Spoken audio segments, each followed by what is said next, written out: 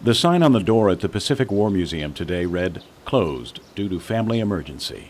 This is the museum that John Gerber built, Marine veteran, who scavenged many of the artifacts from inside the island's military bases and literally dragged others from out of the jungle to build his dream.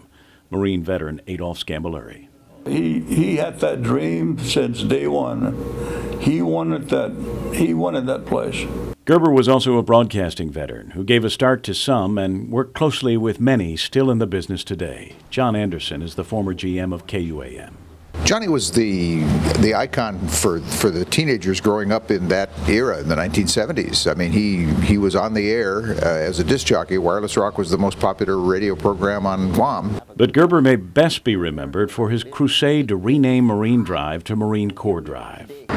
It had been named Marine Drive by General Larson back in 1946 or 47, but it had been so long that there were some people who thought that the name derived from its proximity to the ocean.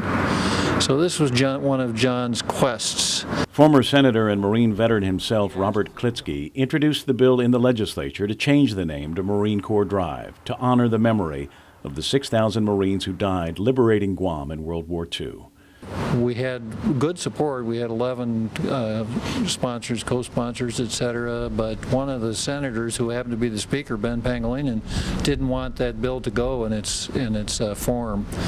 And so, in typical Marine Corps fashion, if we couldn't go one way, then we'd go another way. We walked down Marine Corps Drive, pulling a carbo cart.